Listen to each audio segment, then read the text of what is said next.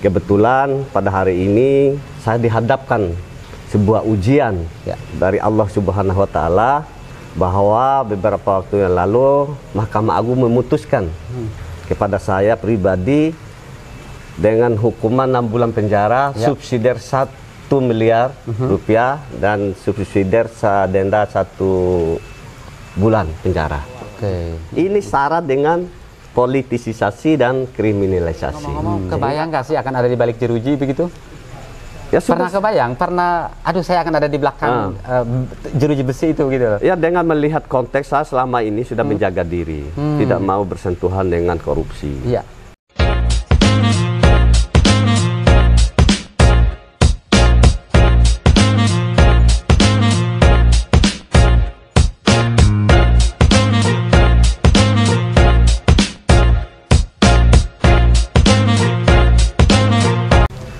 Halo, assalamualaikum warahmatullahi wabarakatuh. Sobat Inspirasi, ketemu lagi dengan saya Jamal Ikraman dari SCPD Channel, channel yang tidak pernah bosan untuk mengulik kisah dan cerita dari tokoh inspiratif untuk disajikan kepada Sobat Inspirasi sekalian. Saat ini kami sedang berada di kediaman orang nomor 2 di Kota Bima, Bapak Wakil Wali Kota, Bapak Ferry Sofyan. Yang pada Sobat Inspirasi, kalau Sobat Inspirasi mengecek sebelumnya bahwa sudah ada podcast yang kami muat terkait dengan profil beliau dan bagaimana saat itu beliau bisa menghadapi masalah yang saat itu kami sampaikan kepada podcast kami. Dan pada malam hari ini kami akan menggali lebih dalam lagi sejauh mana kasus itu berlangsung dan seberapa kuat beliau bisa menghadapi masalah itu. Baik, kita langsung saja menyapa tokoh inspiratif yang mudah-mudahan kami sangat berharap ini bisa menjadi nilai inspirasi buat Sobat Inspirasi kalian. Langsung saja kita menyapa beliau. Assalamualaikum warahmatullahi wabarakatuh. Waalaikumsalam warahmatullahi wabarakatuh. Sehat? Alhamdulillah sehat. Sehat selalu ya. Tidak ada kesibukan hari ini yang menguras energi. Alhamdulillah, ini lagi santai aja. Lagi santai di rumah ya. Saja. Terima kasih sudah menerima kami, tim SCPD Channel datang dari Jakarta. Sobat Inspirasi, kami sudah mengajukan izin kepada beliau untuk hadir dan beliau dengan senang hati menyambut kehadiran kami, dan secara spesial juga beliau menyiapkan tempat ini, akhirnya kita bisa melakukan podcast di sini. Abang dah, saya panggil Abang lagi aja ya, seperti podcast kami sebelumnya. Saya ingin masuk ke dalam bagaimana Abang menghadapi kondisinya. Untuk sobat-sobat Inspirasi ketahui juga bahwa Abangda Ferry Sofyan ini saat menghadapi kasus dan sudah keluar putusan dari Mahkamah Agung terkait kasus yang beliau hadapi, dan kita akan menanyakan lebih jauh bagaimana kuatnya beliau atau bagaimana kesiapan beliau dalam menghadapi masalah ini. Oke, langsung saja Abangda sampaikan kepada sobat Inspirasi mungkin yang peduli terhadap Abang atau mungkin yang punya rasa juga kasih sayang terhadap Abang, apa yang kira-kira Abang mau sampaikan dulu deh begitu. Ya. Jadi Om Jamal, sebelum saya memutuskan untuk masuk dunia politik, saya sudah siap untuk menerima segala risiko. Segala risiko, baik buruknya itu kita sudah paham apa dampaknya, apa risikonya, apa konsekuensinya kita masuk dunia politik. Kebetulan pada hari ini saya dihadapkan sebuah ujian dari Allah Subhanahu wa Ta'ala, bahwa beberapa waktu yang lalu Mahkamah Agung memutuskan kepada saya pribadi dengan hukuman 6 bulan penjara, subsidiar 1 miliar rupiah, dan subsidiar denda 1 bulan penjara. Dan tentu ini sebagai manusia yang memiliki keyakinan akan Allah Subhanahu wa Ta'ala, saya pikir ini sebuah takdir. Sebuah takdir, sebuah keputusan dari Allah Subhanahu wa Ta'ala yang harus kita jalani secara ikhlas. Yang kedua, saya juga menyadari bahwa saya ini adalah warga masyarakat Indonesia yang kedudukannya sama di depan hukum. Apapun keputusan hukum, karena ini sudah menjadi keputusan hukum yang sudah ingkrah, saya akan jalani sebagai warga negara yang baik. Saya akan tunduk pada hukum karena kita meyakini bahwa hukum adalah panglima di negara kita ini. Siapapun tidak ada yang kebal hukum.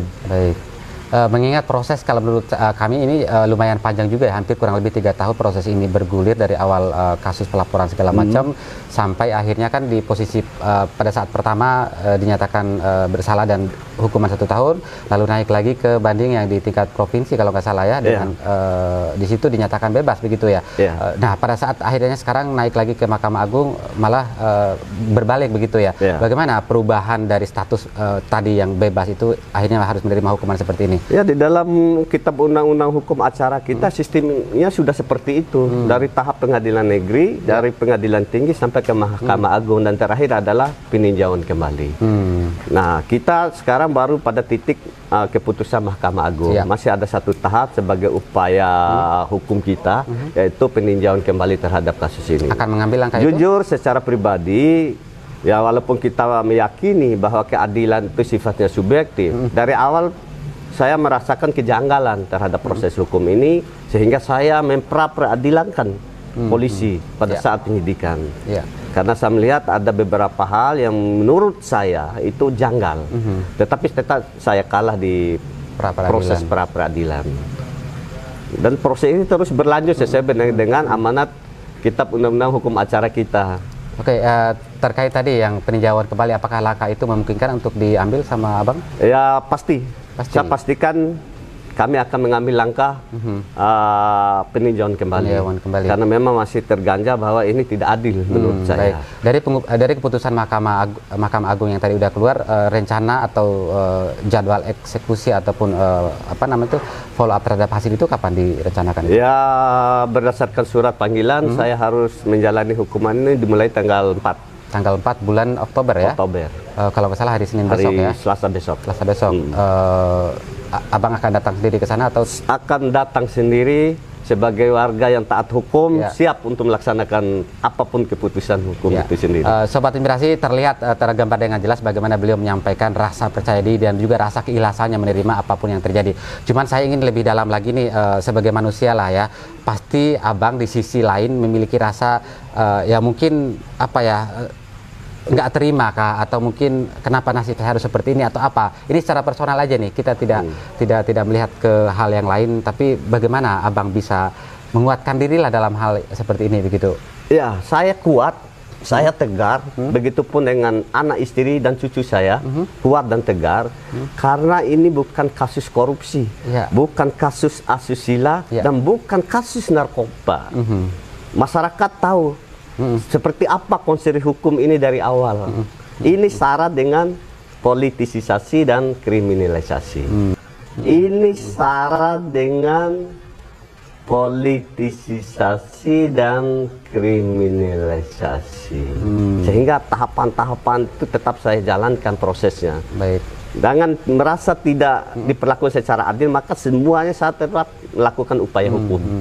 Berarti secara prosedural Abang tetap akan menjalankan sesuai proses hukum, tapi di sisi lain Abang merasa bahwa ini ada proses kriminalisasi. Iya, karena ada ruang yang diberikan oleh undang-undang untuk warga masyarakat untuk mengupayakan keadilan untuk dirinya. Kalau pernyataan tadi ada upaya kriminalisasi maupun politisasi, mungkin ada penjelasan lebih detail? Iya, secara kasat mata apa yang saya bangun, niat baik saya untuk membangun daerah saya, membangun destinasi wisata yang ada di daerah saya. Saudara-saudara bisa melihat dengan mata telanjang seperti apa kondisi daerah kita ini. Di sisi lain, dengan melihat fenomena begitu banyak masyarakat kita yang haus dan rindu akan tempat-tempat wisata seperti yang saya buat itu. Sehingga saya membuat itu. Bukan saya tidak mengurus izin, dari awal jauh-jauh hari saya sudah mengurus izin itu. Sambil berjalan. Sambil berjalan, karena kendala COVID. Tim TKPRD provinsi tidak bisa melakukan rapat tatap muka, sehingga di-cut proses itu. Terpending ya proses pengeluaran izinnya ya. Karena COVID. Nah, dalam jeda waktu itulah saya mulai membangun pelan-pelan. Membangun pelan-pelan. Setelah COVID mereda, izinnya keluar. Izinnya keluar.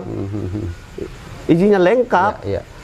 Kalau tadi Abang sampaikan secara kasat mata memang bisa terlihat ada upaya tadi yang saya sampaikan, kriminalisasi maupun politisasi. Berarti ada pihak tertentu yang mungkin Abang curigai, atau Abang istilah kata ya adalah gitu yang memang meniatkan hal ini sampai benar-benar Abang. Dari awal saya sudah sampaikan bahwa kami ini berada di dalam lingkungan politik.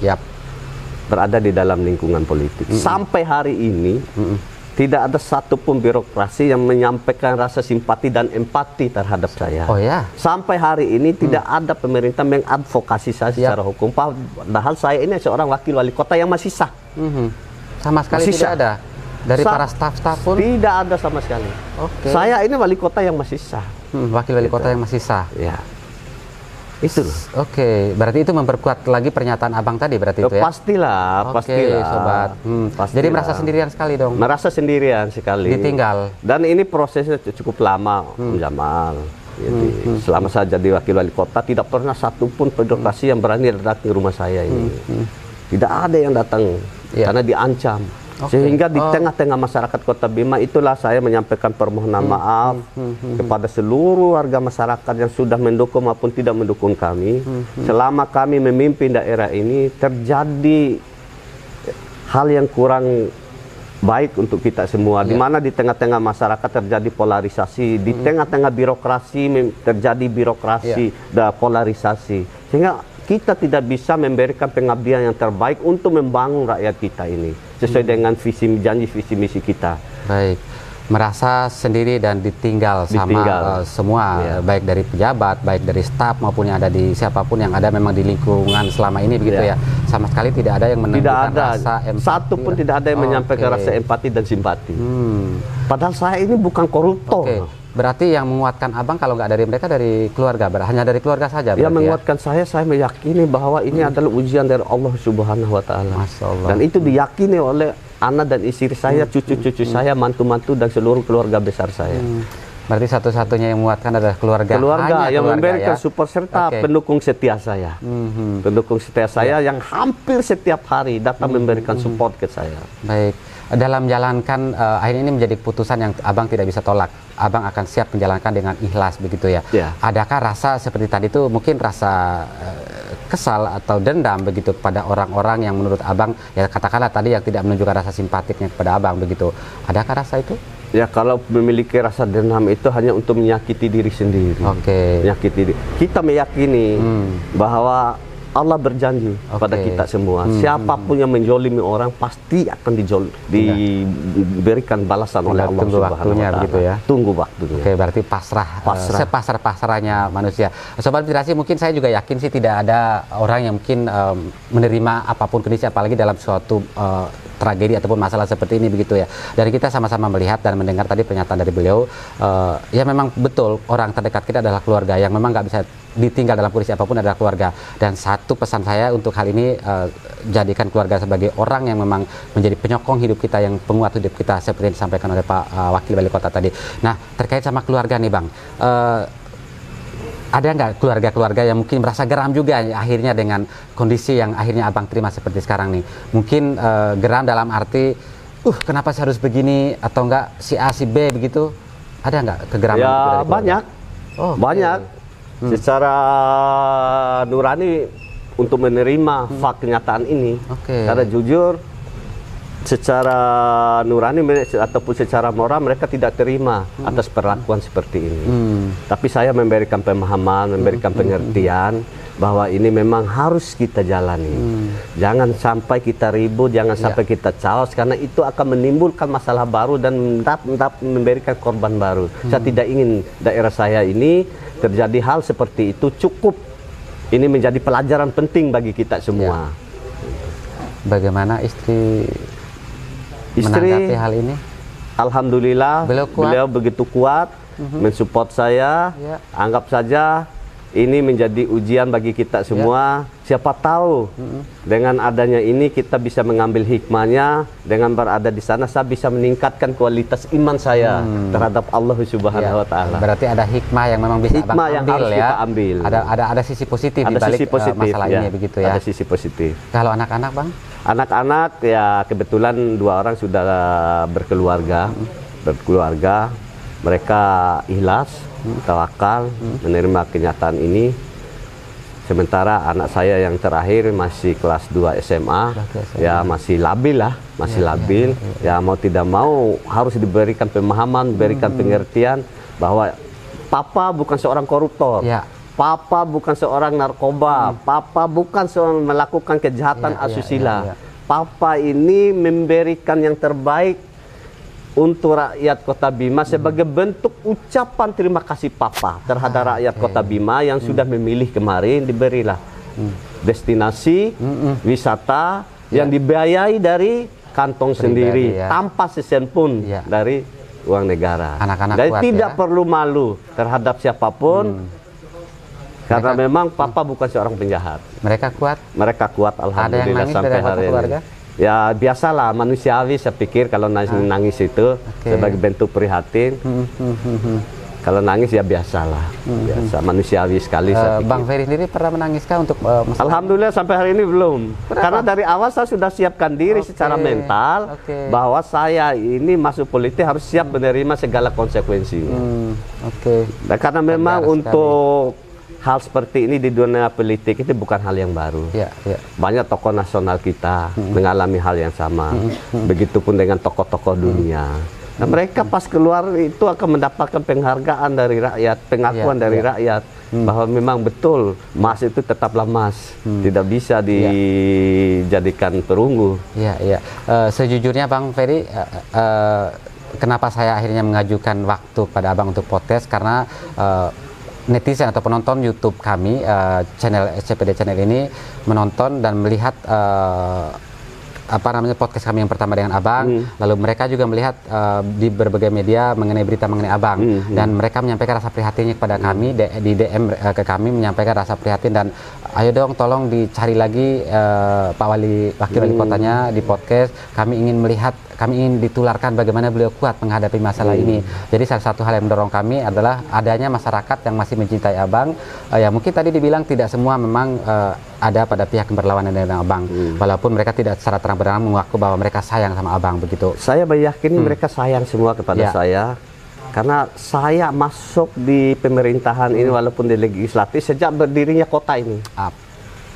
Sejak berdirinya kota, saya masuk di DPR itu pemilihan legislatif pertama sejak pembentukan kota. Dan merasa sampai hari ini saya secara emosional dekat sekali sama saya. Dan mereka paham begitu bagaimana karakter saya selama saya ada di legislatif selama 15 tahun.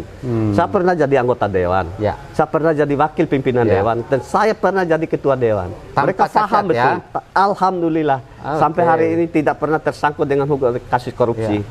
Itu Sobat Inspirasi, keinginan dari Sobat Inspirasi sudah terpenuhi, di mana pada hari ini, malam ini saya melakukan podcast untuk menyampaikanlah rasa sayang, rasa cinta kalian kepada sosok sang Wakil Wali Kota. Dan seperti inilah sosok sang Wakil Wali Kota, memiliki ketegaran, ikhlas dalam menerima kondisi apapun, dan meyakini bahwa akan ada hikmah di balik cerita, di balik hidupnya yang seperti ini begitu ya. Oke, kembali lagi kepada masalah pekerjaan atau karir sebagai Wakil Wali Kota. Dengan adanya keputusan ini, apakah berpengaruh dengan jabatan Abang sebagai Wakil Wali Kota? Ya, kalau merujuk dari peraturan perundang-undangan tidak ada pengaruhnya. Karena di dalam undang-undang itu bahwa ancaman hukuman 5 tahun dan tidak bisa ikut kembali di pilkada. Ya, tapi saya anggap ini kita ngalir aja dulu lah untuk sementara. Berarti secara struktural sebagai Wakil Wali Kota tidak terganggu berarti ya? Untuk sementara belum. Untuk sementara belum terganggu. Pada saat nanti akhirnya dieksekusi. Tapi karena jabatan ini jabatan politis ya bisa-bisa saja gitu. Atau dari Abang tidak ada niat, misalkan karena adanya begini, keputusannya begini, mungkin akhirnya saya harus mengakhiri jabatan saya atau dengan cara mengundurkan diri, ada niat begitu? Ya biarkan aturan. Biarkan aturan aturan yang menghentikan saya. Tapi untuk saat ini aturan belum ada aturan yang menegaskan bahwa dengan adanya keputusan ini, karena ini belum ingkrah, masih ada upaya hukum yang saya lakukan. Peninjauan kembali peninjauan kembali. Secara aktivitasnya sendiri, apakah dari sidang terakhir itu masih berkantor? Ya tidak bisa berkantor Om Jamal, karena memang kita harus menjalani hukuman. Sebelum pada saat proses persidangan sampai hari inilah begitu. Ya, katakanlah masuk kantor. Masih berkantor ya? Berarti nanti pada saat itulah ya nggak bisa berkantor lagi otomatis begitu ya? Secara hak-hak yang lain sebagai Wakil Kota tetap melekat berarti ya? Tetap melekat. Selama belum ada surat pemecatan dari sebagai Wakil Wali Kota, ya saya tetap Wakil Wali Kota. Tapi ngomong-ngomong, kebayang nggak sih akan ada di balik jeruji begitu? Ya, pernah kebayang, aduh saya akan ada di belakang jeruji besi itu gitu. Ya, dengan melihat konteks saya selama ini sudah menjaga diri, tidak mau bersentuhan dengan korupsi. Dan di luar dugaan memang bahwa niat baik saya membangun daerah ini, mempercantik daerah saya, akan mendapatkan konsekuensi seperti ini. Karena apa, Om Jamal? Ini kan lucu. Bahwa di depan mata kita bangunan-bangunan yang lain itu tidak memiliki izin. Masjid terapung. 4 tahun baru ada izin, Pak. Ya. Penimbunan pasar Amahami, nggak pernah ada izin. Penimbunan jalan Amahami, nggak ada izin. Pembangunan dermaga di Pertamina yang baru, nggak ada izin. Kok hanya untuk membangun jeti yang tidak mengganggu apa namanya alam yang ada. Betul. Dalam menjaga mangrove yang ada, kok bisa seperti itu? Dan ini harus diberikan catatan bahwa ini merupakan kejadian yang pertama di seluruh Indonesia. Kejadian yang pertama di seluruh Indonesia. Abang udah baca keputusan Mahkamah Agungnya? Untuk keputusan Mahkamah Agungnya baru petikan. Baru petikan? Udah dibaca ya? Ya. Di dalam situ ada nggak kira-kira atau hasil keputusan yang tercatat itu yang akhirnya menurut abang ini nggak benar, ini nggak benar begitu? Di sana hanya diputuskan bahwa saya terbukti melanggar pasal 109 Undang-Undang Lingkungan Hidup. Lingkungan Hidup ya. Walaupun memang pasal 109 itu sudah dihapus. Sudah dihapus. Iya. Saya dihukum dengan pasal yang sudah dihapus. Pasal yang sudah dihapus. Oh, ya. Karena diganti dengan Undang-Undang Cipta Kerja. Iya, Cipta Kerja. Tapi Cipta Kerja ada pasal yang memang mengkaitkan ke hal itu kan? Ada. Ada. Bedanya, Undang-Undang DLH Lingkungan Hidup merupakan undang-undang yang bersifat formil. Sementara Undang-Undang Cipta Kerja adalah undang-undang yang bersifat material. Kalau terjadi kerusakan lingkungan memberi dampak negatif terhadap masyarakat baru bisa.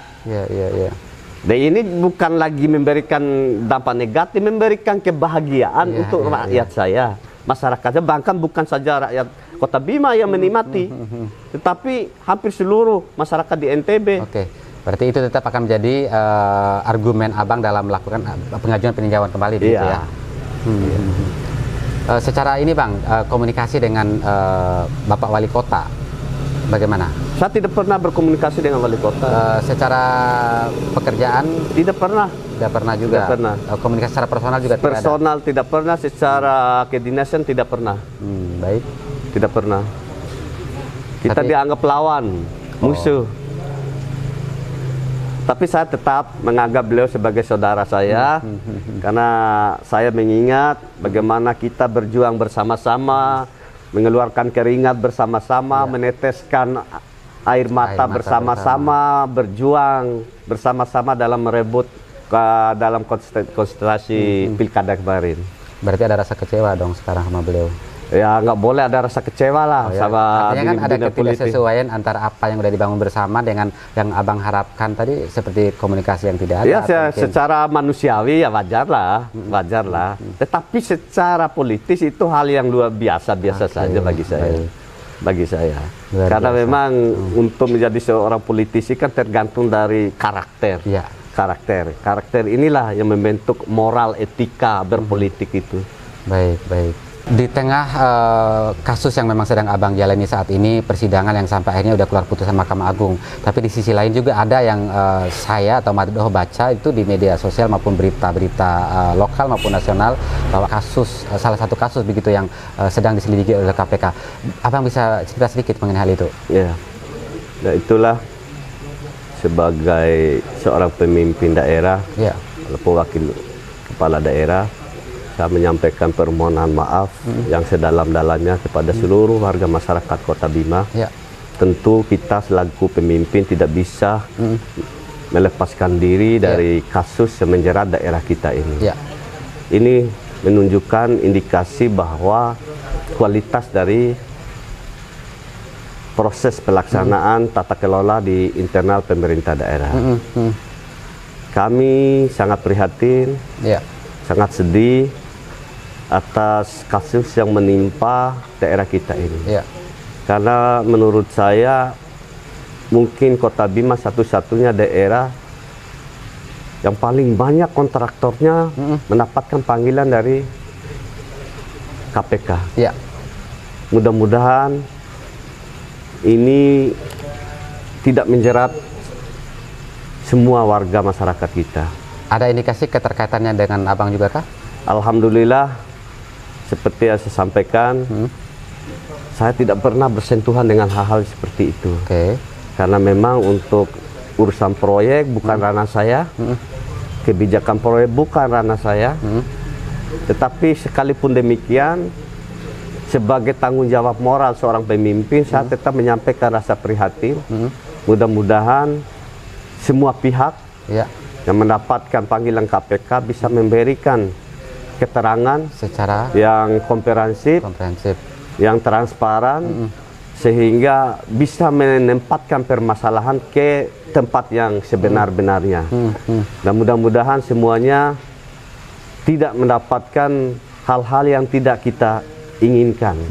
Semuanya clear, semuanya bersih, seperti harapan kita semua. Tidak ada satupun, baik pemimpin, birokrasi, maupun warga masyarakat kontraktor yang mendapatkan ancaman hukuman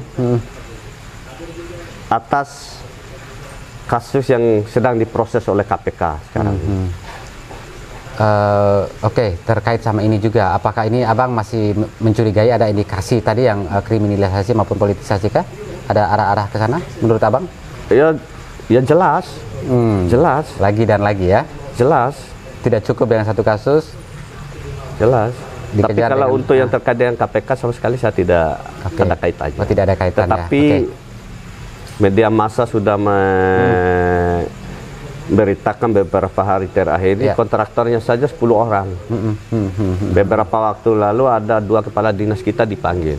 Tentu sebagai pimpinan daerah kita tidak bisa berdiam diri. Pasti nurani kita, moral kita merasa ikut bersalah. Kalau cara memimpin kita seperti ini, ya konsekuensinya seperti ini. Baik.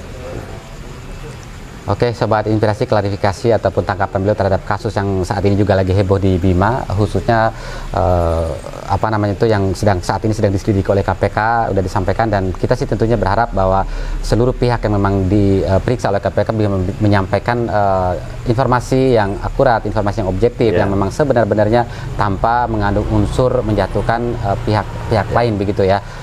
Ya, Sobat Inspirasi, dari berbagai hal yang tadi disampaikan oleh Bapak Wakil Wali Kota, tentunya banyaklah nilai yang memang bisa ditangkap oleh Sobat Inspirasi sekalian sebagai nilai di mana ada hal-hal positif yang terjadi begitu.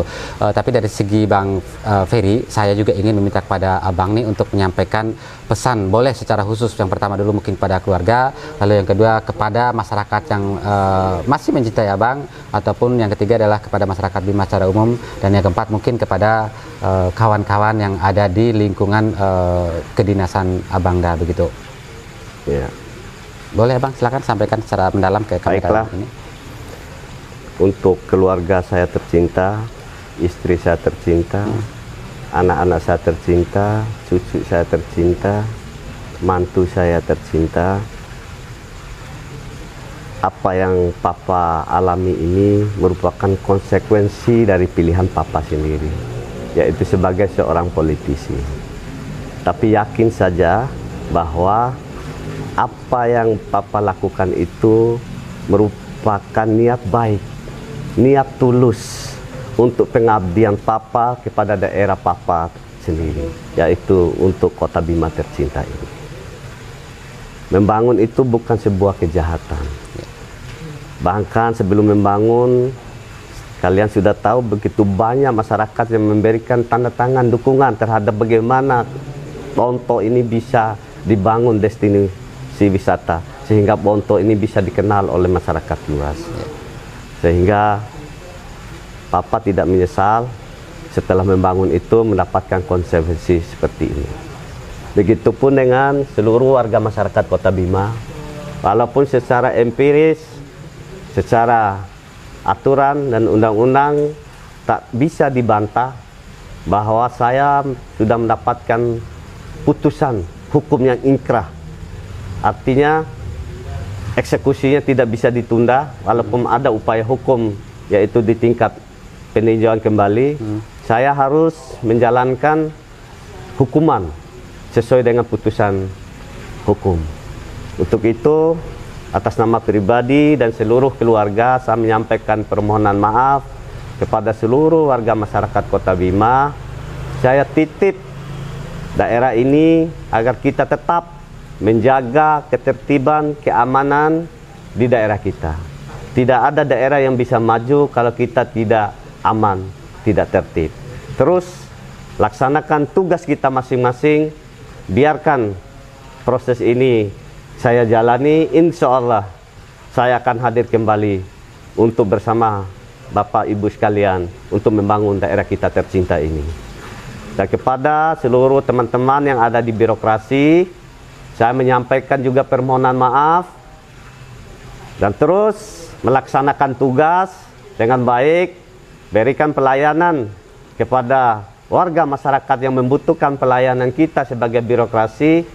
Saya tetap mencintai kalian, walaupun kalian tidak pernah menyampaikan satu kata empati ataupun simpati terhadap masalah yang sedang saya hadapi. Tapi kalian adalah bagian dari keluarga saya, keluarga besar, karena saya bersama kalian sejak kota ini berdiri. Kita sama-sama mengabdi di Kota Bima ini sejak Kota Bima ini berdiri. Insya Allah apapun yang jadi niat baik kita pasti mendapatkan ganjaran pahala di sisi Allah Subhanahu wa Ta'ala. Kepada seluruh pendukung, seluruh kader-kader saya, Partai Amanat Nasional, jangan pernah berkecil hati, jangan pernah malu, dan jangan pernah minder memiliki ketua DPD PAN seperti saya yang mendapatkan hukuman 6 bulan. Ini bukan aib, tapi kalian harus bangga bahwa kita berkorban untuk rakyat kita, untuk daerah kita. Insya Allah tidak ada yang dirugikan, apalagi negara. Insya Allah semua semata-mata untuk kemaslahatan masyarakat Kota Bima. Saya berjanji akan terus berkomitmen untuk membangun daerah saya tercinta, sekalipun apapun resikonya. Selama kita meyakini bahwa Allah Subhanahu wa Ta'ala bersama kita, kita tidak melakukan korupsi, kita tidak melakukan kejahatan-kejahatan lain, insya Allah pasti Allah Subhanahu wa Ta'ala akan menolong kita dan membantu kita dalam melaksanakan siar kita untuk masyarakat kita. Demikian, terima kasih Pak Jamal. Terima kasih banyak. Alhamdulillah. Ya, Sobat Inspirasi, jadi saya nggak kuat lagi untuk melanjutkan, tapi pesan terakhir tadi begitu menohok dan begitu mengena untuk kita semua sebagai masyarakat Bima pada umumnya begitu ya. Sobat Inspirasi, tentunya kami mengharapkan pada Sobat Inspirasi juga untuk memberikan doa kepada beliau supaya bisa menjalankan semua masalahnya ini dengan sangat baik, dan keluarga juga diberikan kekuatan, dan masyarakat Bima pun bisa tetap dalam dalam koridor seperti yang disampaikan oleh beliau tadi. Jadi kami meyakini bahwa selalu ada hikmah di balik sebuah cerita, selalu ada nilai yang bisa diambil dari sebuah cerita begitu ya. Seperti misi pada kami pada umumnya, kami menyampaikan nilai inspirasi pada Sobat Inspirasi kalian. Jadi silakan petik, silakan ambil manfaat dari apa yang kami sampaikan dan apa yang kami kulik dari Bapak Ferry Sofyan selaku Wakil Wali Kota Bima yang saat ini sedang menghadapi masalah hukum begitu ya. Baik Sobat Inspirasi, demikian kulikan kami dengan beliau. Kami ucapkan terima kasih banyak atas segala perhatiannya, dan jangan lupa untuk tetap mendukung channel kami dengan cara subscribe dan juga share ke sobat yang lainnya agar makin banyak mendapatkan kisah inspiratif dari kami. Terima kasih banyak Pak. Sama-sama. Mudah-mudahan doa terbaik dari kami dijawab juga sama Allah Subhanahu wa Ta'ala ya. Amin. Tetap menjadi Ferry Sofyan seperti yang kita kenal ya. Masya Allah, luar biasa Sobat Inspirasi ya, sosok inspirasi. Oke, terima kasih. Bye-bye Sobat Inspirasi. Ya, Sobat Inspirasi, dalam podcast kami tadi dengan Bapak Wakil Wali Kota, ada satu mungkin yang bisa saya sampaikan pada Sobat Inspirasi, bahwa beliau dikuatkan oleh orang terdekat, dan yang paling utama adalah dari istri. Dan saya penasaran juga nih, ingin berbincang dengan istri yang mendampingi beliau dan memberikan kekuatan yang sangat luar biasa, yang akhirnya membuat beliau sangat kuat untuk menjalani masalah yang saat ini terjadi. Oke Sobat Inspirasi, kita sama-sama melihat sosok beliau ya, bagaimana beliau bisa menguatkan sang suami begitu ya. Oke, terima kasih udah menyambut kami hari ini untuk melakukan podcast dengan sang suami. Dan sedikit mungkin tadi yang saya dapat cerita dari Pak Wakil, bahwa kehadiran kakak sebagai sosok penguat begitu ya. Bagaimana kakak bisa menempatkan diri sebagai sosok yang menguatkan dan menjadi kekuatan utama bagi Abang Dah. Kalau menurut saya sih justru beliau yang selalu menguatkan saya. Oh, terbalik ya? Iya. Berarti dalam keadaan ini kakak yang justru merasa paling sedih, paling terluka begitu ya? Enggak juga sih terlalu sedih, tapi memang beliau tuh selalu menguatkan saya bahwa masalah seperti ini jangan terlalu dipikirkan, karena memang ini kita kembalikan kepada Allah Subhanahu wa Ta'ala. Ini sudah menjadi takdir kita, dan kita harus ikhlas dan tulus menghadapinya. Insya Allah di balik ujian ini akan ada hari indah, hari bahagia, hari istimewa yang Allah janjikan buat kita ke depannya. Beliau selalu ngomong begitu sama saya, selalu menguatkan saya, sehingga sampai hari ini alhamdulillah saya selalu kuat menghadapi ujian yang Allah berikan pada kami saat ini. Kuatnya seorang wanita bagaimana ya? Saya juga jadi penasaran ya, apalagi mungkin nggak semua wanita di luar sana bisa menghadapi sang suami ada di balik jeruji ya. Iya. Ada nggak bayangan kakak gitu ya? Aduh, suami saya ada di balik jeruji, bagaimana saya mungkin harus menanggung? Mungkin ada rasa malu, rasa sedih, atau rasa mungkin ditinggal sama suami karena berada di tempat yang berbeda gitu? Alhamdulillah kalau bagi saya saat ini justru saya bangga punya suami seperti Pak Wakil Wali Kota, Pak Ferry Sofian, yang telah mengorbankan hidupnya untuk masyarakat Kota Bima hanya karena ingin membangun. Beliau mendapatkan hukuman seperti ini, tapi kita selalu kuat dan tegar, kembali lagi kepada Allah Subhanahu wa Ta'ala, karena ini mungkin ujian dari Allah. Kita dianggap kuat dan mampu untuk melewati ini semua, makanya kita juga mikirnya harus tetap ikhlas menjalani ini semua. Kalau kita ikhlas kan semuanya akan baik-baik saja. Minta secara konkret ya Kak ya, ya pasti kan ada kalanya mungkin di mana kakak merasa benar-benar sedih dan merasa mungkin ada di level paling bawah dalam standar sedih begitu ya. Cara apa yang paling ampuh yang kakak lakukan untuk menguatkan diri dan menguatkan suami begitu? Ya, kembali kepada Allah Subhanahu wa Ta'ala, berserah diri kepada Allah, minta perlindungan pada Allah, selalu mengingat Allah, selalu sholat, sholat tahajud, minta petunjuk sama Allah, minta selalu berserah diri pada Allah. Mudah-mudahan kami dikuatkan. Pokoknya artinya saya harus berserah diri kepada Allah, kembalikan kepada Allah, karena memang ini sudah takdir yang harus kita jalani. Kita harus ikhlas, kembali lagi ke ikhlasnya itu aja Bang Jamal. Kalau perempuan kan identik dengan menangis ya? Iya. Bagaimana kakak menangis kah? Ya, kalau soal itu ya tetaplah, tapi biasanya saya selalu tumpahkan rasa sedih saya kepada Allah Subhanahu wa Ta'ala lewat sujud saya di setiap 5 kali sehari semalam. Baik Kak, ya, jadi luar biasa nih, mudah-mudahan cerita dari tadi Abang Daferi terus cerita tambahan cerita dari kakak ini benar-benar menjadi ada nilai yang ingin kami hantar kepada sobat imigrasi sekalian, bahwa dalam menjalin suatu hubungan ada kalanya memang kita ada di titik yang terendah dan bukan berarti kita harus meninggalkan orang tersebut dan menjadi orang yang menguatkan pasangan. Adalah istilah kata ya sulit mungkin dijabarkan begitu ya, tapi intinya menjadi penguat bagi pasangan begitu ya. Betul. Oke, dan yang membuat saya kuat itu karena memang ini kan bukan kasus korupsi, bukan kasus kriminal ataupun narkoba seperti yang beliau katakan. Itu yang membuat saya selalu kuat juga, karena memang ini kan kembali lagi hanya ujian Allah buat kami semua. Yang penting bukan itu, yang penting itu bukan kasus korupsi lah, gitu aja Bang Jamal. Baik, mau menyampaikan sesuatu atau pesan kepada masyarakat atau netizen ataupun sobat imigrasi yang sedang menonton konten kami ini? Apa ya? Apa aja pesannya, terserah. Lewat SCPD channel ini, saya meminta doa kepada seluruh masyarakat Kota Bima. Mudah-mudahan kami sekeluarga diberi kekuatan dan keikhlasan dalam menghadapi ujian yang Allah berikan kepada kami ini, dan mudah-mudahan kami bisa melewati ini semua dengan sabar dan ikhlas. Itu aja. Baik, terima kasih banyak. Tentunya saya secara personal maupun kru dari SCPD Channel juga mendoakan semoga kakak dan abang bisa melewati seperti doa tadi itu dengan baik dan tentunya dengan ikhlas, sehingga apapun yang terjadi atas keyakinan abang dan kakak bahwa akan indah pada waktunya begitu ya. Insya Allah, amin ya rabbal alamin. Siap, terima kasih banyak kakak ya. Sehat-sehat. Amin ya. Baik. Terima kasih.